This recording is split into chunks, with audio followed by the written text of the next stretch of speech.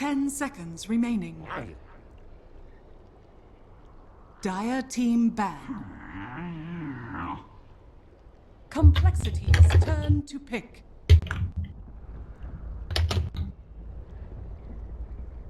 Shadow. Dire team pick. Hello and welcome, ladies and gentlemen, boys and girls, children of all ages, to the Starladder North American Playoffs. This is going to be a best-of-3 series in the upper bracket between Archon, Dota, and Complexity Gaming. Should be a really great matchup as we do end up seeing the first picks coming out. I'm at Lyrical Dota, joined today by Llama Down Under. Llama, are you excited about this game? What are you hoping to see here? I'm really excited. I'm interested to see how this new lineup plays. They've played, I think, one official match already, and I mean, apparently these guys have a long history in Heroes of New Earth, but as I'm not an expert in that game, not in this one either, but I'm just interested to see how it's going to go down. But we already have Templar, Assassin, Bounty Hunter. Okay, if you told me in 6.85 the first two picks would be TA and Bounty Hunter, I would call you some names. What's going on here? I mean, they're not necessarily bad heroes, but I think this gives Complexity a lot of time to build a draft around them. And yeah, Slaughter comes out. That helps against Invis heroes. Surprise. Definitely. I think that, Bounty Hunter, it's interesting. I think the hero can definitely make his presence felt across the map. I'm a little bit interested as well that Archon Dota ended up going for the TA there. Yesterday in the games they ended up playing against Elite Wolves, they went for a very strong Alchemist build, where that was Moo playing it. He ended up doing two separate builds, one where he went a little bit more greedy, not taking any points in stun until I believe level 8, and then the second one where he just maxed out stun with only 1 point in the Greevil's Greed. And I think that hero really showed off what they're capable of doing, and looking to go for a bit of a different strategy this time around with the Shadow Fiend Slaughter picked up there. Like, this is so much minus armor to contend with at the early stages of the game. I feel like they are playing the game. They must have a strategy in mind. Like, that's really what I think this comes down to, is they have something in mind and a way that they want to work this together, because you don't do this if you don't have something special up their sleeve. It could just be, as you said, having minus armor always a good thing right now, especially since buying up items that manipulate armor are expensive in Dota, other than the medallion, which of course is a bit smaller. But also Slaughter, Shadow Fiend, early Roshan pickups, and while Templar Assassin, she can do the early Roshan too. When she's up against so much minus armor, after the refractions are gone, she melts. She typically builds, Treads, Deso, Blink. That's not a lot of health on her, so could just be that. And they even ban out the Lich. Yeah, so Complexity just wants nobody to have any armor in this game.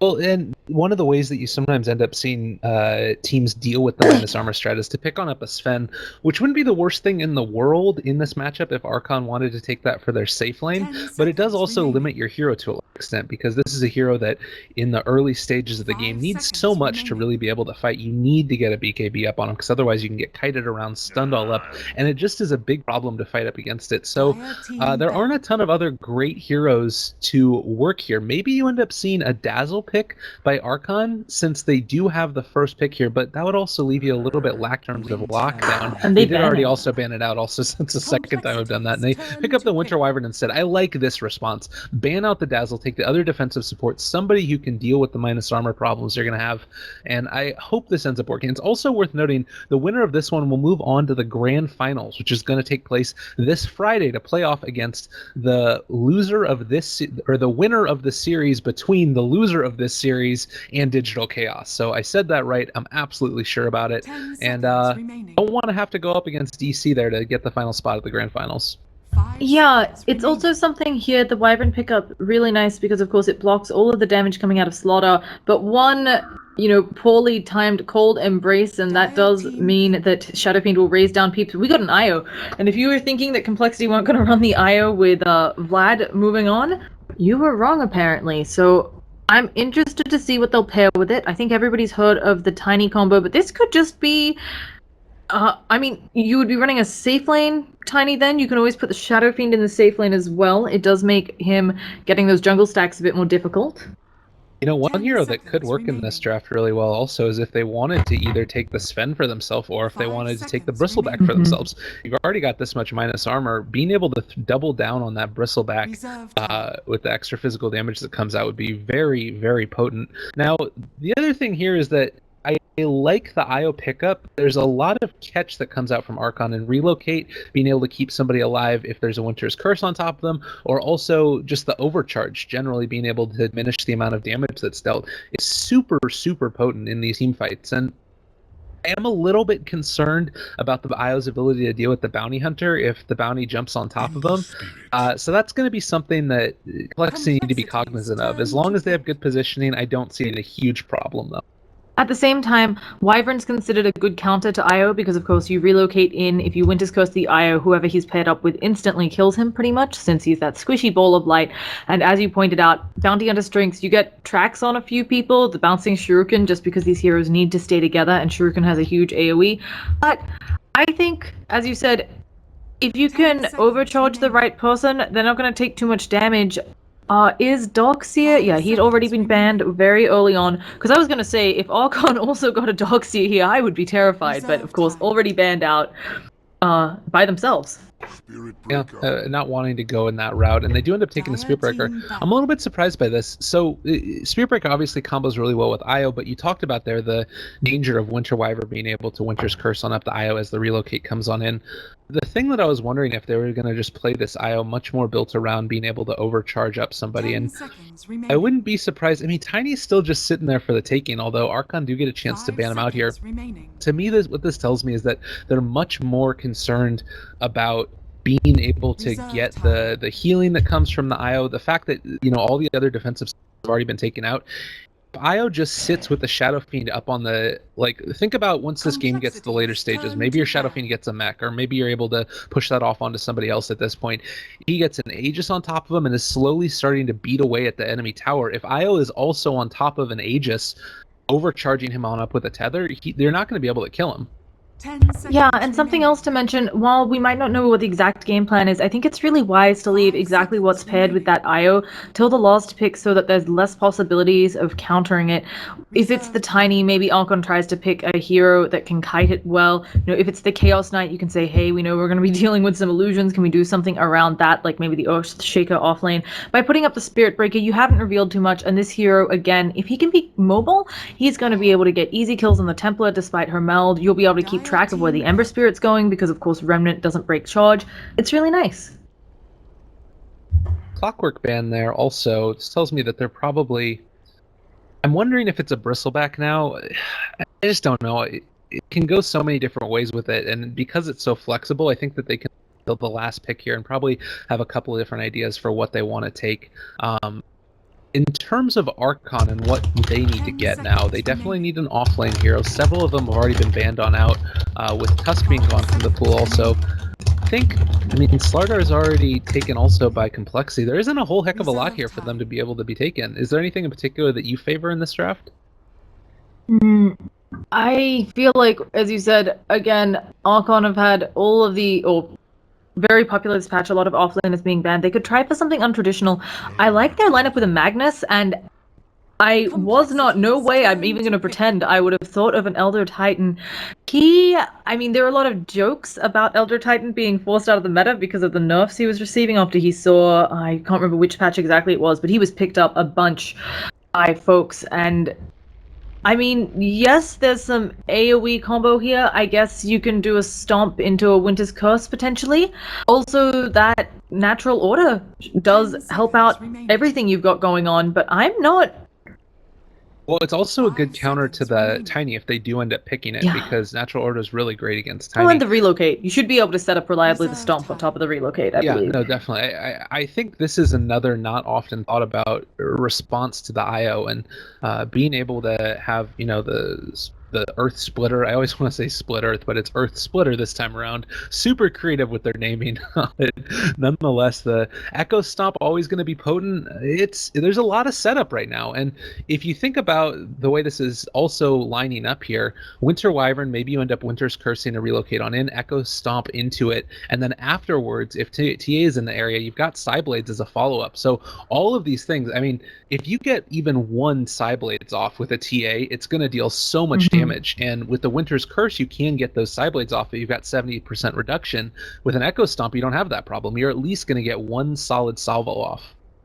Yeah, also, as you mentioned, just natural order is going to be amping everything up. There is, as you said, potentially some great synergy, but it's something we haven't seen for a while. I'm sure Archon wouldn't pick it if they hadn't tried it, and I'm excited to see it. Nice, innovative pick. Now, for complexity, we're going to find out in 4 seconds. Quickly call a hero lyrical. Oh, too late. I said Brewmaster in my face. Did? Yeah. Oh, excellent. No, I didn't. Wow. I didn't, actually. No, I was like, wow, it was really not... I thought maybe it was one of those things where I'm thinking about the Elder Titan so hard, and you said Brew like 5 minutes ago. But yeah, this is a Chessie hero, and I'm excited. I don't know if there's gonna be like extra synergy. He loves the hero, but we just saw Brewmaster have a rough time. Yeah. How do you feel about this game looking for him?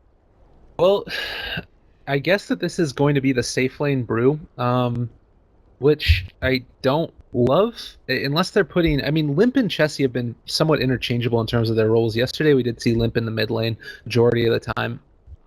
Handskin, Io, don't love their draft, but that being said, I also don't love Archon Dota's draft. Both of these drafts are just so clunky, and because of that, I don't have a clear indication of who I like more. I mean, obviously they know what they're doing. They have clear ideas for what they want to accomplish, and the other thing is that these teams, I think, know each other pretty well, and because of that, well, they know each other pretty well until there was, of course, Handskin, Limp, and Chessie. Now, well, Handskin and Limp, kind of the newer two additions, since Chessie's been playing with them for a while on complexity. I feel like that might throw a wrench in the works. How often do you think Archon got to scrim teams across the pond, big good point. river, ocean?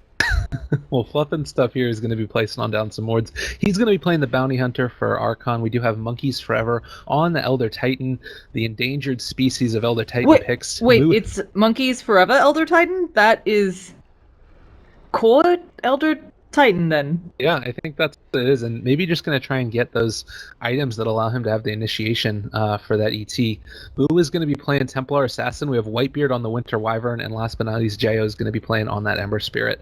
So for complexity, roles making a bit more sense, we've got Swindle Melons on that offlane Slaughter, Z-Freak of course on the support, Spirit Breaker, Handskin on the IO, Limp on the Shadow Fiend, where we're not, it's looking like he's going to be mid, because we've got Chessie on the Brewmaster headed down bottom. Now I'm really interested, Elder Titan, I mean, if he gets farm, he's nothing to slouch at, even without farm, just with the way that the Astral Spirit interacts with giving people damage, or giving himself damage as it passes through units. He can hit like a truck with that stapler gun or briefcase, whatever you're into.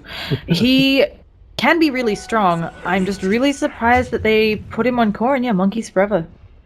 Down bottom. I'm just used to, I mean, it makes a lot of sense. I was thinking maybe the Bounty Hunter would get a bit more farm. But yeah, offlane, Elder Titan, going to be going to stuff.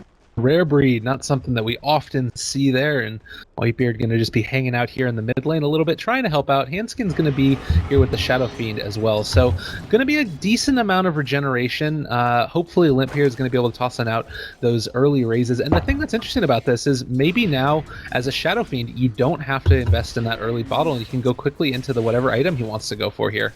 Yeah, additionally, you've always got someone who's able to stack for you, and someone who can ferry your bottle for you, since you know there's going to be a bounty hunter around, and you probably don't want to be letting your crow die before it gets flying.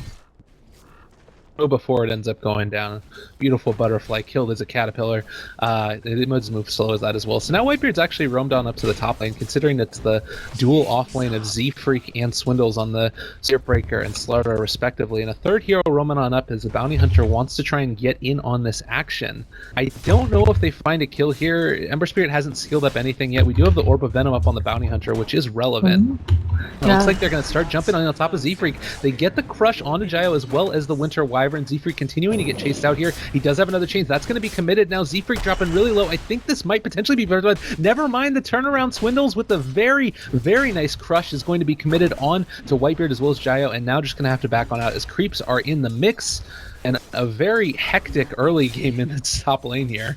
Yeah, I have to say, all things considered, they're probably very happy on complexity. Z-Freak lived, and Swindle, as you said, that big slithering crush in the creep wave. He used up a bunch of regen on these heroes, and Fluff and Stuff chilling up here. Still not level 2, which is what you expect, while both the Spirit Breaker and Swindles have hit theirs. So now Spirit Breaker can be a charging menace, and as we say that, Chessie's doing some good work onto Monkeys Forever. I don't know though, because you take a look at the last hitting so far, it's 8-2. He's been able to get a lot of damage taken away with this Astral Spirit every time. Currently hitting for 112 a pop. This is nothing to mess around with. They do end up getting the stomp down on top of him though. Maybe going to be able to find this kill with Hansen coming in on top of the Tiny, or with the IO. Sorry, so common we end up seeing those two together. Aren't able to get the tether slow, unfortunately, and that is going to be Monkeys Forever just walking away from this one, not able to get that last crush. Hanskin diving deep. What are you doing? He has the haste rune. That was close. I think he actually could have maybe gone for it, but of course didn't want to take that spirit, get punched down. Unfortunate as well, the positioning there. Really good job of juking into the trees. It made it much more difficult for the IO, as you said, to get the tether slow off despite having a haste. So, bit of a rough ride there, and Fluff and Stuff going to give some more harass onto Swindle, just slithering crushes and walks it off. So, now looking in mid, Limp is definitely not... He's a little bit behind the Templar Assassin, but he's going to have catch-up farm. Or he was, if they hadn't missed this D-Ward. Am I saying this right? Yeah. A little bit unfortunate. Yeah, off the mark. So, happens. And actually Swindles... Never mind. He was playing a little aggressively up top. Wondering if he wanted to go in, but has, just a mango. So has to be very careful when he uses that.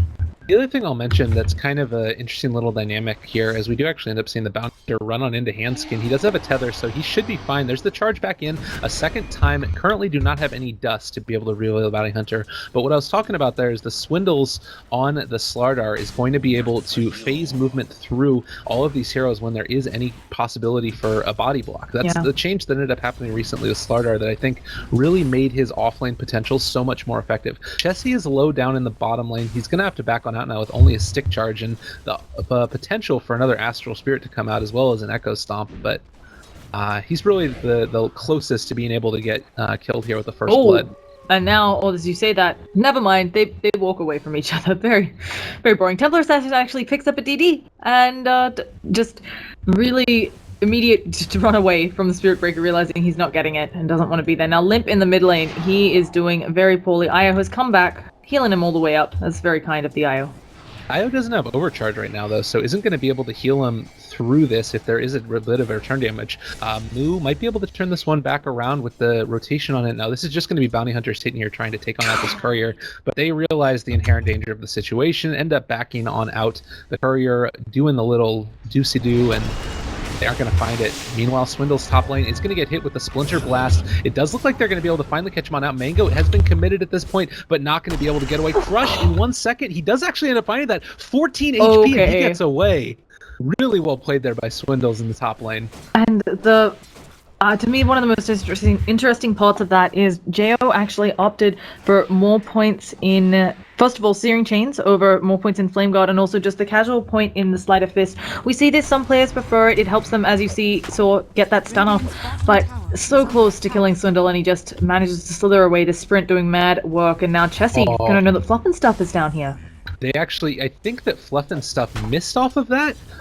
It looks like he did end up getting the dodge chance proccing on the Brewmaster, and otherwise that would have been a kill. Janata was up and missing yet again. A little bit unfortunate there that they're not able to get that, but certainly could have gotten a kill with Monkey's Roar. There's a charge on bottom lane. We also have a little bit of action up top. We'll come back bottom in just a second, but Whitebeard is going to get crushed, not going to be able to have anything else besides just interrupting that pull ever so slightly. And the now charge the is going to be seen bottom by that ward, so actually cancelled. And the ward expires as he runs over. So I'm not quite sure who saw what there, but now let's see. There's going to be a fight at the bottom rune. A lot of people coming in. It's regen for Moo, but of course there are a lot of heroes here, and they have the charge coming up. They're burning through the refraction charges. They're all gone now, and Moo needs a hand. There's going to be 1 raise, 2 raises. They just need a few more auto attacks, but she pops that regen, and I think she might be out. And now they have to turn around, deal with the Bounty Hunter. And they don't know. Oh, they do have a dust on them. They go for it, but, sorry, they go for the raise. They have not popped the dust yet, and if they stay around here too long, you're gonna suddenly have a bunch of heroes converging on you, because you are pretty close to a tier 1. Wyvern's coming in, Z-Freak is being stalked up, and I think he's gonna be Arctic burned and dead. So he's gonna try to... Charge away. He should be okay here. That's a little bit scary. Archon?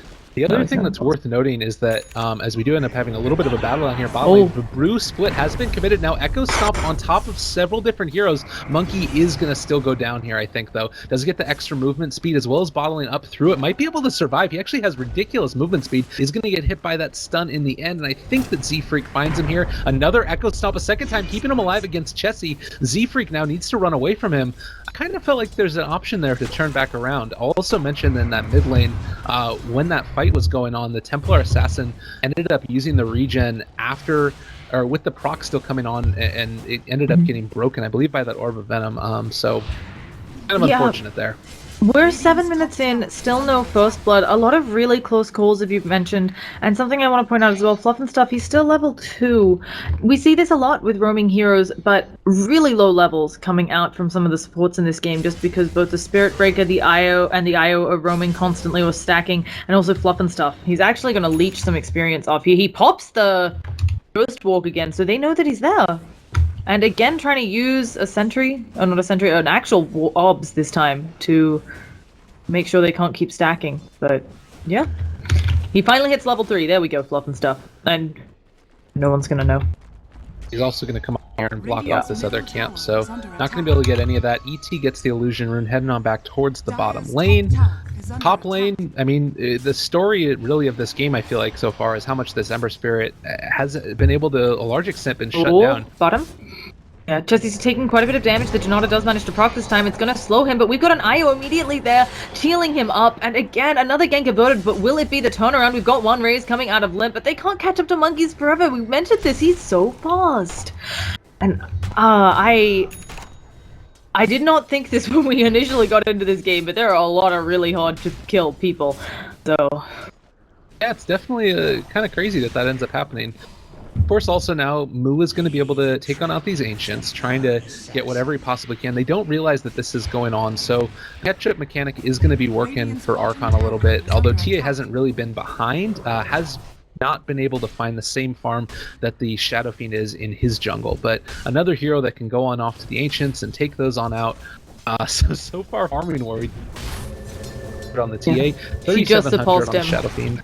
She was under with the stack. She was about maybe 500 gold behind before that, and just surpasses the Shadow Fiend by taking the stack. So, and then of course the Ember Spirit's the next one up. Now we do have amp damage coming out of Swindle Melon, so this does up the kill potential for Complexity at the very least, and maybe we'll see something happening.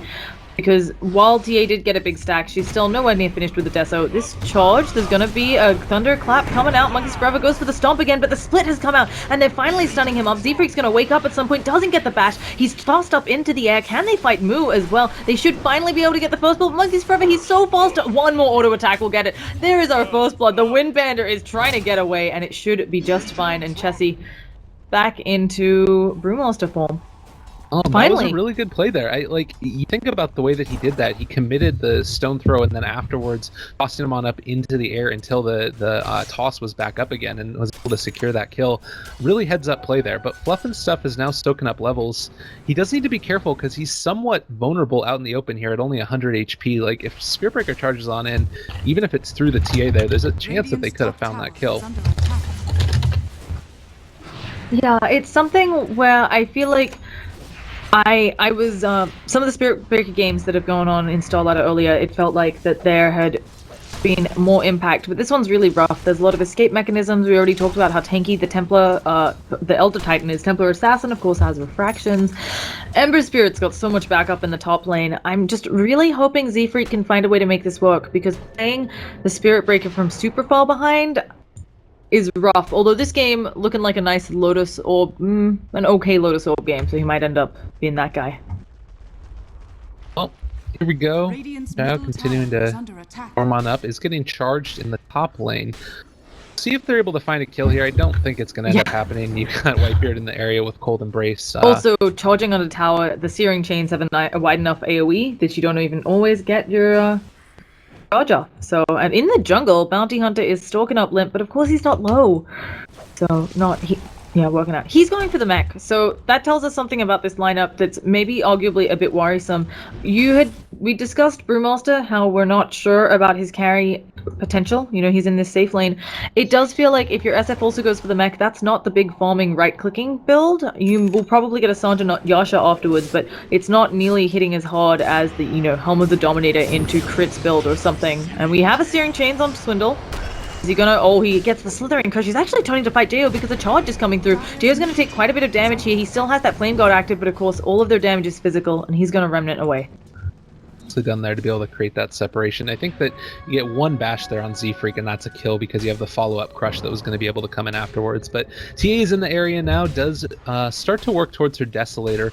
Only about, what is that, roughly 1,600 gold away from finishing it off, as we do have the Remnant back in. The tower goes down, and that's sort of by function of the fact that the TA did end up leaving the lane, and now they really need to be able to find a kill here, because otherwise you just lost the tower for nothing. Swindles looks to get away, Z-Freak dropped in low, but this is just going to be a score Bounty Hunter, and with the mechanism coming in last second, that's going to be a kill on top of Moo. Swindle's continuing to try and chase here. I don't know if they're going to be able to find this kill. On the back line, the Bounty Hunter was trying to see if he could find somebody on the escape, but 2-0 start for Complexity in a really, really slow game. 1 kill every 6 minutes. It's been incredibly slow.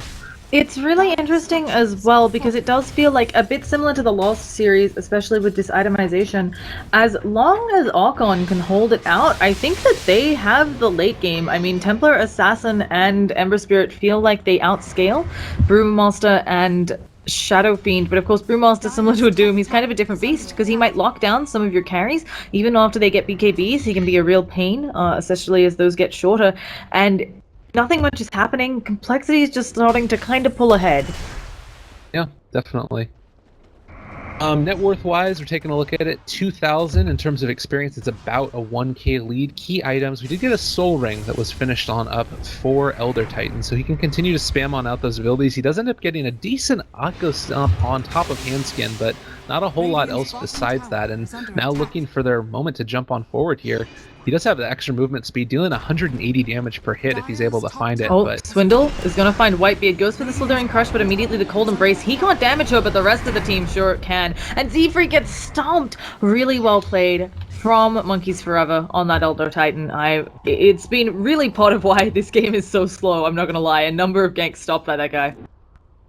The power of him, he does what he needs to do when it needs to happen, and that Echo Stomp was right on the very edge. That definitely would have been able to at least be close to a kill, and that's really, I think, what they were looking for out of this hero. There weren't a ton of other great offlaners available for them. They needed somebody who was going to be able to keep the pressure off of towers, keep the split push back, and you don't want to have to fight into an ET. That Echo Stomp sets up the rest of your combos so effectively. Also, I mean, imagine at this point when you get to the later stages, as we do continue to see a crush on top of the Ember Spirit. I think he gets out of here. That was just a Chessie clap, actually, and Bounty Hunter trying to soak up level 6. As you get to the later stages, an Ember Spirit critting on top of like a 3-man Echo Stomp or something like that. That's the dream right there. Agreed. Now, I want to talk some more itemization because I feel like this is a really interesting one. We don't get to see much Elder Titan. I mean, we all know exactly what Ember Spirit's going. Let's not touch that. But Elder Titan, who is being relocated on, he is being bashed. The Nether Strike coming out. Can Slaughter get in range? He can. He has a blink, and Monkeys Forever going down again. Stomp or no stomp. So, quick kill there.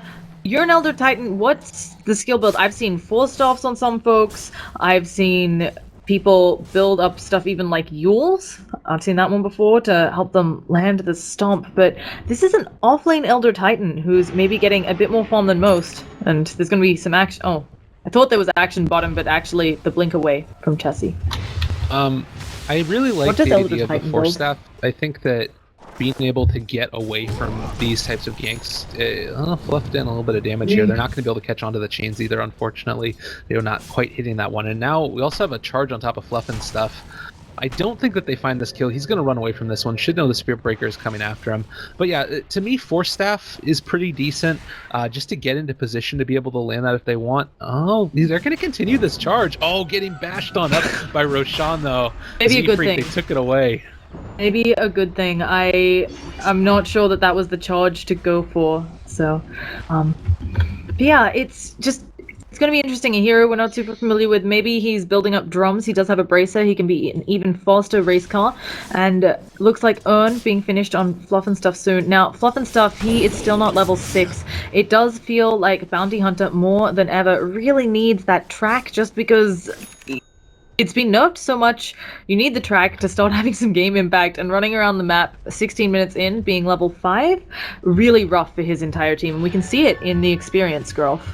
You know, the other item that I was just thinking about that wouldn't be worse in the world, if he is going to start going for stacking up these auras, why not make him utility? Go for the mechanism after you end up going for the drums, if that's going to be his build on into this. And all of those little things, maybe of Vlad's eventually, they can make all the difference in the world. But actually, we do have a drums already finished on the Ember, so maybe not going to be the item. Maybe just a casual bracer. It could be, and it's also possible some teams run 2 drums. I've asked some players about this because I've seen it in very high-level games, and they're like, drums are a good item. Either way, this smoke from Complexity, not gonna latch. I think they're doing another... Oh, never mind, as we see the catch out on Jo. Do they have the lockdown? They don't need it because they have the damage, so Jo falls to the ground as a dead Ember.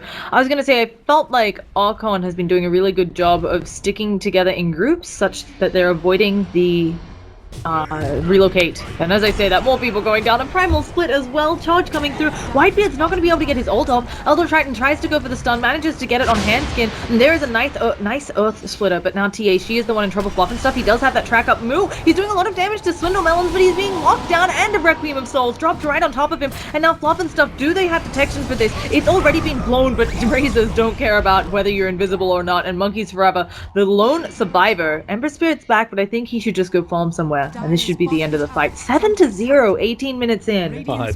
Yeah, this has been the story. So 2,000 net worth swing, as well as 2,100 experience. They, despite the fact that Spiritbreaker didn't get a ton of farm early, the fact that he can initiate like that, get the charge off, he's gotten level 8 now. I think that he was level 7 going into that fight. It makes all the difference in the world. Just being able to disrupt away those little combos, have any type of lockdown as well, because you saw the Requiem of Souls come on out there. It's so much damage, and if you've already burned through the refraction charges with the Orb of Venom coming through on the Spiritbreaker, you're going to be able to just rip her apart. The minus armor is just working right now for them, and Plexi is looking in such a good spot. Let's take a look at team net worth. It's 5k shooting up towards 7,500. Experience is about 5k net worth lead as well, and maybe we're going to be able to see Archon turn this one back around. But I guess this is also one of those situations where Complexity, their draft is formulated around being able to fight and win engagements early. But we're looking like they're going to be going for this Roche Pit, and I don't know if Archon are going to be able to actually take this. Well, they do have really good Roche Pit fight, but I think unfortunately both teams have what I like to call whoever's in the pit loses, as Fluff and Stuff is maybe going to die to Roshan. Oh no. So, no, maybe that's on purpose. He doesn't want to die. It's the fake out. They now think they are exiting the Roche Pit. He is charging Roshan, and Templar Assassin just deletes Slaughter from the game. He buys back immediately. Brewmaster has taken out the Wyvern, and now we're going to be seeing, is there an Earth Splitter available? It does look like there is, and he's going to throw it down at them. This is going to be a beautiful Earth Splitter. It should completely stop that team fight, unless they want to go in for more, which Swindle does. He fought back for something. They've got a charge coming out onto Jo, but he just remnants actually just over to above them. Probably wanted to go down instead, and now he's going to have another remnant away, but they have full vision. They've tossed up in the air this Elder Titan, and Panda's staying still, but Jo, he's going to get Blanc on. Requiem of Souls on top of the Elder Titan, and while they have gotten themselves on the board for Archon, they are losing, I think, a bit too many, but Moose should be able to escape here, and that should be the end of things. They still have a tier 1 to take. God. Yeah, they are not afraid at all. That's what that IO gives you, the sustainability in those team fights. Slaughter did buy back, but they still ended up coming out on top on that one, about 600 gold. So, and you know, you relocate to a certain extent, like, all right, that's a great part of the IO kit. This is what I was talking about in the draft, is that that doesn't have to be what this IO is all about. Really, to me, it's about the overcharge. It's about being able to dive deeper than you would be able to otherwise. The mechanism now ends up working double for them on depending upon the hero that you throw it on, because you're going to be able to heal on up from the hero itself, and then also the IO healing himself. So I think this is really the hero that brings it all together. Limp currently 10k on him, 3,000 ahead of the next highest, which is that TA. And she's been farming really well as well. I mean, I don't want to downplay this. The Templar Assassin isn't doing too shabbily in a game where her team only has 1 kill to their names. She's got 400, I was looking at experience. Never mind, her farm is a little bit lower than I thought. But she's still at 350, and this Ember Spirit, I feel like they've got a problem there because he was definitely having a solo farm lane, and it seems like he's fallen off greatly. Limp's gonna take some Arctic Burn. He's gonna destroy a wood. I don't know if this is exactly where you want to be, especially considering he doesn't have something like the Aegis, and they just relocate him. He just relocated away from the Echo Stomp. They got him out of there. That probably would have been able to be a kill if they didn't end up doing that. But they are just going to be coming right back to where they are now, and that was a really good defensive relocate there. Yeah. So, a nice job, but just showing that complexity. They have a lot of damage, and as you said, they're ready to fight. And Swindles, again, being in a dangerous position. I think they 100% see him there. He's just gonna go attack a creep wave. Jo might be able to go on him. The rest of his team is pretty far away, and they know the relocate is down, but this is just Roche Pit posturing. Oh, and who actually got charged? He's able to dodge it with that sleight of fist. Now hands can separate from the rest of the team. Are they going to be able to get the Echo Stomp onto 3? Splitter coming in as well. Moo's jumping on top of Swindles, trying to chase him down, but the rest of his team is kind of off to the other side. Jo is going to end up getting taken out here. That Ember Spirit does end up falling buyback by Handskin. He does not have relocate for a little while now as Swindle runs away from Moo as well as Fluff and stuff, but that's lifting him up into the air. Dispel Magic should be coming out in just a second. Able to get away from that, but not for long. The refraction charges or not, that is still going to end up being a kill. Chasing on after this ET, Swindles is going to find him. He's really low. You need to be careful on this one because he can just turn around and hit him. He's going to be hitting for 230 damage a pop. If he gets one hit onto Swindles, he's pretty close to dead. Looking for the possibility for another Astral Spirit. Jumping on after Swindles, not going to be able to get the Echo Stomp. That's going to be a kill as Z-Freak picks that one up. Mega kill streak for them. And moving on into the Roche Pit, this is going to be Roshan going down. Complexity 13-2. This is exactly what I'm going to be. Oh, the steal? Is it going to be there? Nope. Yeah, and she didn't even have Winter's Curse, already had been used. I have to say Complexity being very liberal with these buybacks, but I love it. It's doing so much work for them.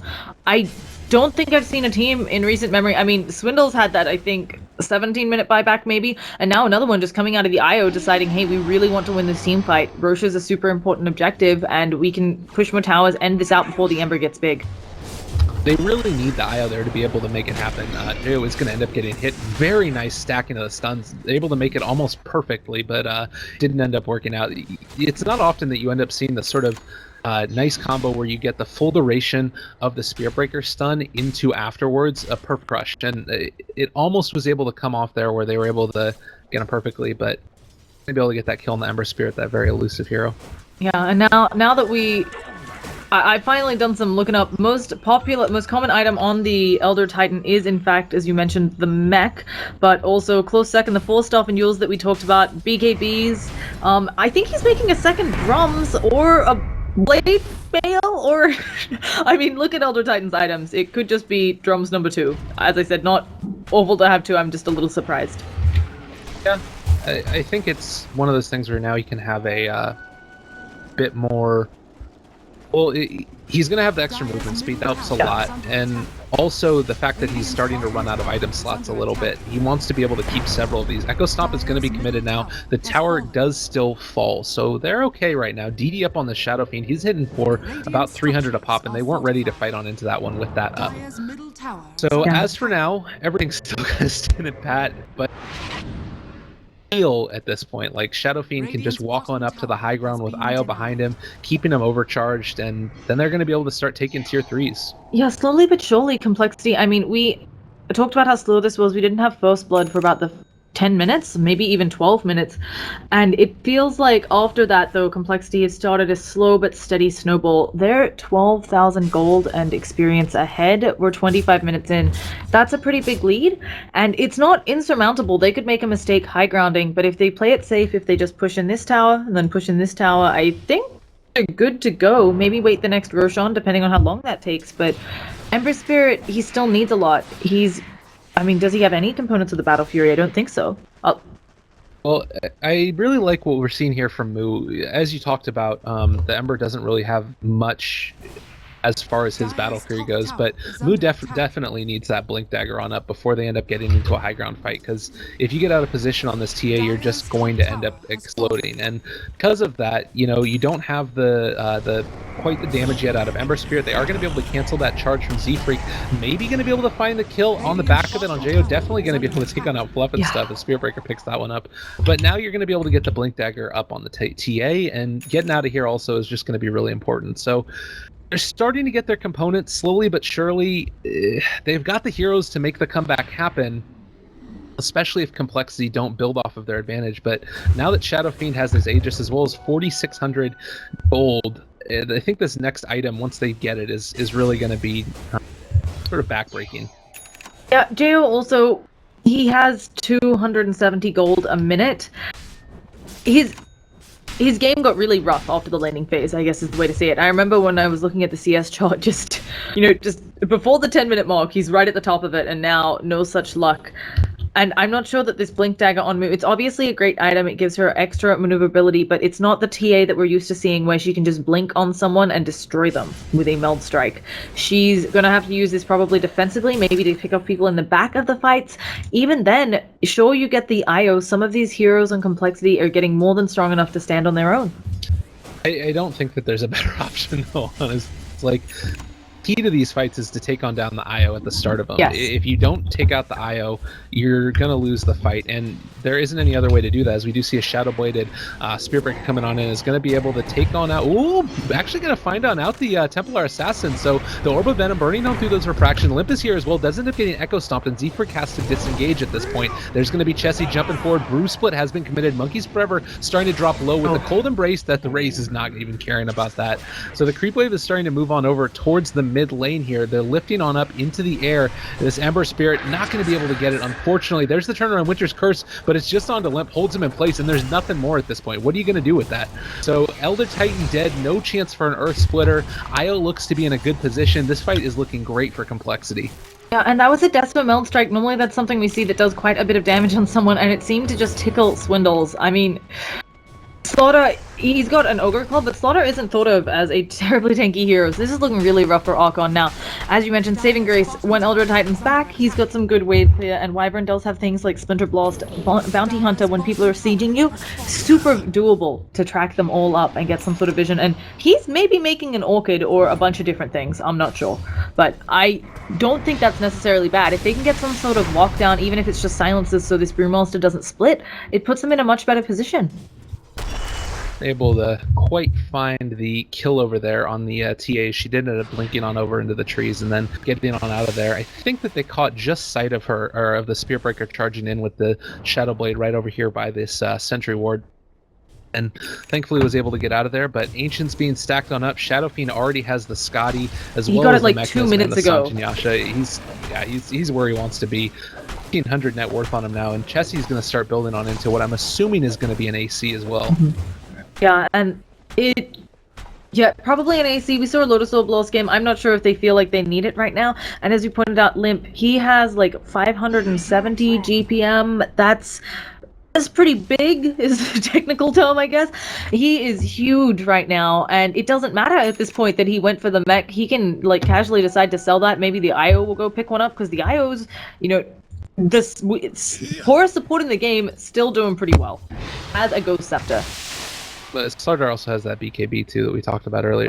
Yeah. I actually like the Lotus Orb better now that you're saying that. It makes a lot of sense to me to be able to lay that on top of the Shadow Fiend as we walks on up towards the high ground.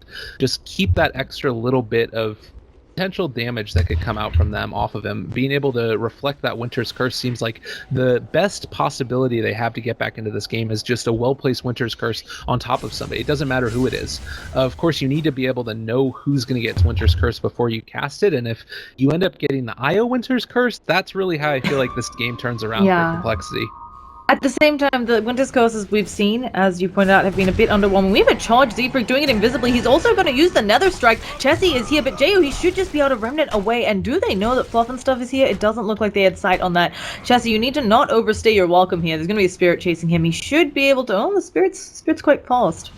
It's a light fellow. And Chessie's going for another charge onto the mid. Yeah, he's not going to have that one connect, but a bit shocking there. I can't remember what we were talking about. Something about Io. They need Io to kill getting him. Winter's Kill Curse the on up Io. with the Yes. Lotus Orb. I don't know if that's what he's going to end up going for here, but it. Well, actually, we're I mean, having he the just courier bring finished something, out. so... Oh no, The it's the AC. Holy cow. He is also big, and now whoever is out here... Oh, look, Wyvern, you're being charged up. He doesn't realize everybody can see you. He was just trying to reward, and that's going to be a crucial part of Archon's defense going down. With no buyback, that could be game right now if they just sort of force the issue. I don't know if Archon are really going to have what they need to be able to fight up against this. This is going to be pretty much the last ditch ever here, throwing out the Echo Stomp into a Earth Splitter, but regardless, you don't have the Battle Fury up as of yet for this Ember Spirit. They get a nice little initiation there, slowing on down Limp and Chessie, but they can keep on hitting away. With the low respawn time, I guess Winter Wyvern's going to be back up in a second. There's the overcharge up that I was talking about from Limp. Another chance for an Echo Slump is going to be committed now. Handskin is separated from the rest of his team. Chessie dropping pretty low as well, and this is going to hit onto Limp. Slowed on up off the back of it, but honestly, you mech on up, you go back in, Yeah, round double 2 in mech. just a second or two. So they also might poke their head into Roshan. It's a slightly shorter than average respawn time, of course. Oh, and Swindlemelons does. Just take a look. They can take this so fast with Presence of the Dark Lord and that amplify damage. So suddenly things looking rough. I mean, we don't normally see offlane slaughter. 4th highest net worth goes for a Slithering Crush. Just testing the waters there, I think. But yeah, I'm not sure. Archon, okay, what can they do to get out of this? Obviously, you're still trying to buy time. You, hope complexity makes some bad pushes. You also have smokes available, 3 of them. Even if you have to commit the Winter's Curse to only kill 1 hero, as you mentioned, if it's that Io, if it's one of those core heroes where they maybe don't feel comfortable sieging high ground, but suddenly your chances of smoking looking slim because you're smoking into an Aegis, and I don't know if complexity lacks the discipline to, stay together for this push. I almost wondered if it might have been worth it to try and go for that contest. TA had enough to maybe go for the Chrysalis there, and you do have a great Roche fighting lineup. Like, they were all grouped together there. Winter Wyvern could have come on in potentially with the Winter's Curse. It's so much harder now because they're not going to be grouping together like they were inside the Roshan pit. So, I mean, you've got a 19k net worth Shadow Fiend at this point. I guess they're waiting for the Battle Fury up on Ember and just trying to go way late game, but 17-2. What else can you say in this game? 20k net worth lead, as well as right around 17,000 rather experience lead. Limp has 3,200. He can probably build into a Satanic now if they wanted to.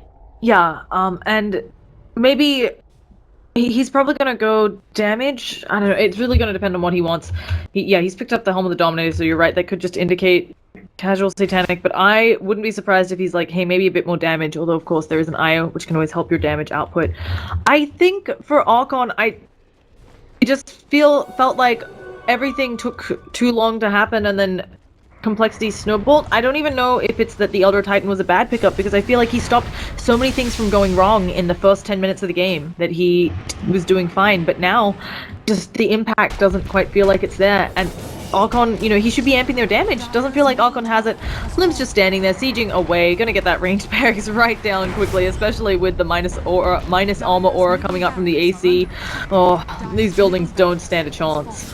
I mean, at this point, item selection, it kind of doesn't even matter, as we do end up seeing the jump forward. Bruce Spit committed for this one. Fluff and Stuff is going to end up falling in just a second or two. Brewmaster gets that kill. TA trying to do everything she can to fight against this, but they don't really have the ability to do it. Nice Battle Fury, doing a good amount of damage, but again, it's into a Shadow Fiend right now with probably right around 3,000, not 3,000 HP as of yet, but is going to be building into that Satanic next, and he's really just unassailable. But additionally, so many armor auras, and now ice armor from the creepy Dominated. Like, this guy's effective HP may as well be 2k. I haven't done the maths, folks, don't quote me on that. But with the way armor works, he's 67 physical damage resistance. Oh, sorry, only 66 now. He switched his treads around. Well, here's the Satanic. So he has gone. It's kind of a funny way. They're far enough ahead that I don't think it matters too much. I know some folks aren't a fan of both the Satanic and the Scotty just because you don't get a bunch of damage from either. But at the same time, he's just going to stand there and pound away at you. I are going to speed him up, and they're going for another Rax. They've even got a ward down because they know that they're going to lose this tower. And Limp, he still has quite a while, 2 whole minutes on the Aegis. Also hasn't revealed the Satanic yet. He's keeping it back here on the courier. Just kind of a nifty little move to, they think that they're going to be able to take him. I guess that maybe is just keeping the courier over there for a second. I was wondering if that was really worth it to be able to not reveal that and potentially get bursted down, but there isn't a great way to burst down this Shadow Fiend here. He's just too tanky.